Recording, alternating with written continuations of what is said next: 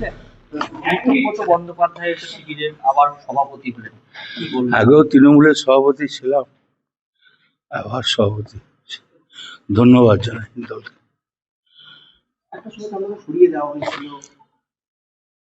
সরিয়ে দিয়েছিল, কেউ সরিয়ে দিয়েছিল। মমতা ব্যানার্জির প্রতি দুর্বলতা আমার আছে।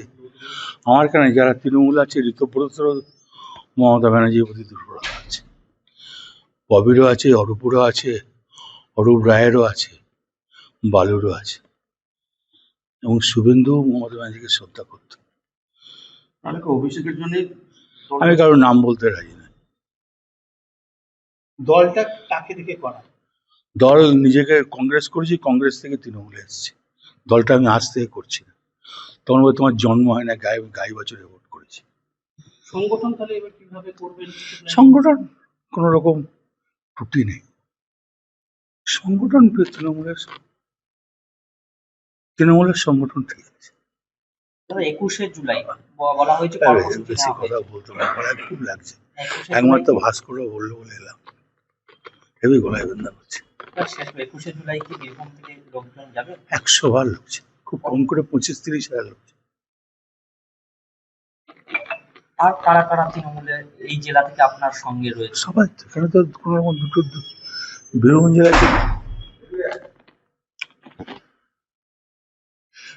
জেলায় তো দুটো গ্রুপ নেই। বীরভূম জেলায় সবাই এক।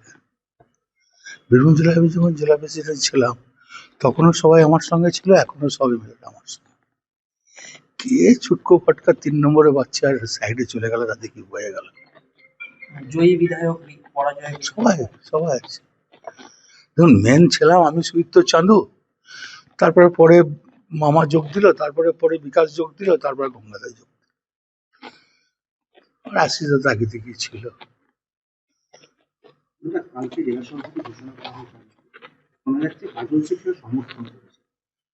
আর তোমাদের পয়সা দিতে তোমরা নাম করছো, ওই তোমাদের অত ইন্টারেস্ট।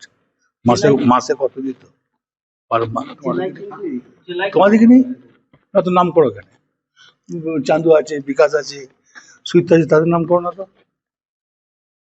ওদের নাম করো কেন? ওর নাম করো কেন? নিশ্চয় পয়সা দেয় তোমাদের, পয়সা দিয়ে টিভি বলা করায় না। বলছি তো পয়সা দেখে, ওই যদি তোমার বলে আজ বোধহয় কন্ট্যাক্ট করেছে যে বারবার কথাটা তুলবি আমার মুখ দিয়ে বার করার জন্য, তার জন্য কত কন্ট্যাক্ট হয়েছে তুমি বলতে পারবে। জেলায় কিন্তু উন্নয়ন অনেকটা স্তব্ধ, সেক্ষেত্রে আপনার ভূমিকা কি হয়?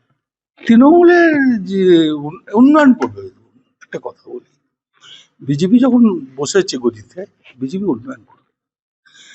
অন্নপূর্ণা ভান্ডার দিচ্ছে, স্বাস্থ্যসাথী যারা আয়ুষ্মান ভবন পাবে না, স্বাস্থ্যসাথী দেবো বলেছে দেবে। এখনো পর্যন্ত বীরভূম জেলায় প্রতিটি পঞ্চায়েতই কিন্তু তৃণমূলের দখলে, তো সেক্ষেত্রে কি উন্নয়ন?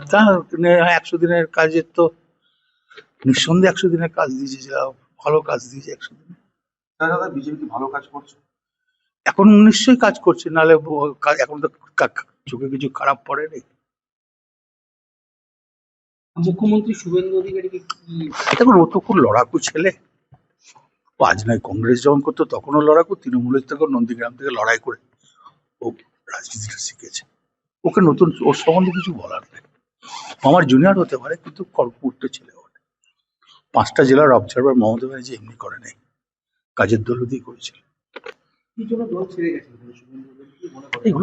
এগুলো তো দলের ব্যক্তিগত ব্যাপার, এগুলো বলা যায় না। দাদা, আপনি যে রাস্তা দিয়ে আজকে এলেন দলীয় কার্যালয়ে, সেখানে অভিষেক বন্দ্যোপাধ্যায়ের সঙ্গে আমরা ছবি ঝুলিয়ে ফেলা, কোনখানে ছবি ছিল? যে রাস্তায় আমার চোখে পড়ে না, আমি কোনদিন দেখিনি।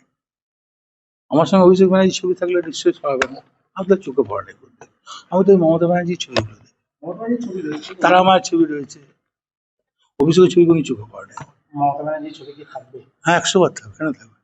আছে তো, মমতা ব্যানার্জির ছবি থাকবে। অনেকেই বলছে যে মমতা ব্যানার্জি, যারা মমতা ব্যানার্জি থেকে সরে যাচ্ছে, যারা আমি তো 98 সালে কংগ্রেস ছেড়ে দিয়েছি। আমার বাড়িতে যেন রাজীব গান্ধীর ছবি আছে, ইন্দিরা গান্ধীর ছবি আছে। যতই হোক ছবি চলে না, ছবি কেটে রাজীব, বলো তো, রাজীব গান্ধী, ইন্দিরা গান্ধীর ছবি আছে, অটল বিহারী বাজপেয়ীর ছবি আছে, বিধান রায়ের ছবি আছে। পপুলেশনের ছবি আছে। 21শে জুলাই পরশু সময় কবে থেকে শুরু করছে? দুটো বুধবারে কলকাতায় ঘুরে আসবো, তারপরে কোনো কি দলীয় বৈঠক যাবে এখানে এর মধ্যে? দেখতে পারি 21 জুলাই। ইতিমধ্যে কি কর্মীদের নিয়ে আপনার কি ফোনালাপ শুরু হয়ে গেছে? আমার তো আগেও তো এই যারা আমার ব্লক প্রেসিডেন্ট আছে তারা যখন দল হেরে গেল তখন থেকে তো রেগুলার আসছে, কেউ তো পালিয়ে যায়নি, কোনো দলে যায়নি। তৃণমূলের একাধিক কাউন্সিলর থেকে শুরু করে সবাইকে ডিম ছোড়া হচ্ছে, এইগুলো নিয়ে কি বলবেন? এটা তো যত ছুটবে তত লাভ আমাদের। সাধারণ মানুষ তো ভালো চোখে নিচ্ছে না। এবং সব মিউনিসিপ্যালিটিতে ছুটিয়ে কাজ। এটা কি কাম্য কখন যে কাউকে ডিম ছোড়া?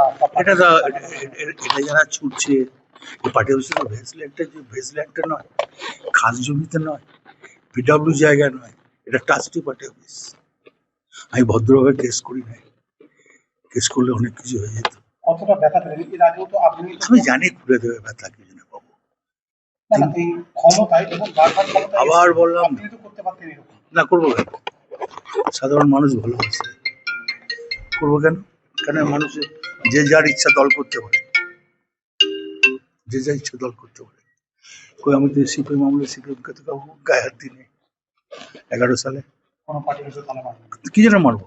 সব দলেই তো অধিকার আছে। তখন শুনলেন যে পার্টি অফিসে তালা নেই, কতটা আমি সঙ্গে সঙ্গে এসপি কে বলেছি, আমি সমীর ভট্টাচার্যকে, বিজেপি সমীর ভট্টাচার্যকে বলেছি,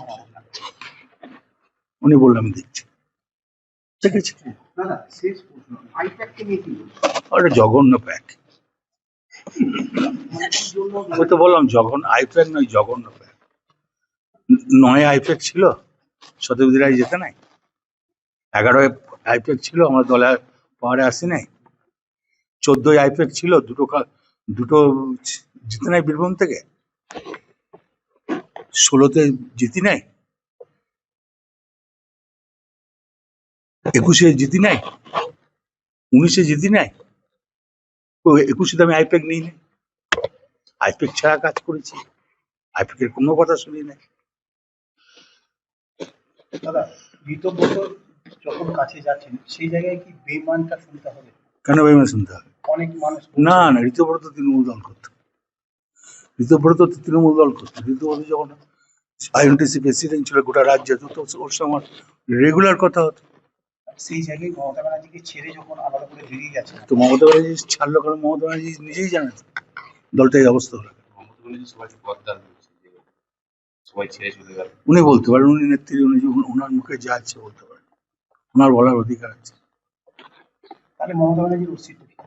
100 বার থাকবে মমতা ব্যানার্জি, কালকে এই দলের সুপ্রিম হতে পারে।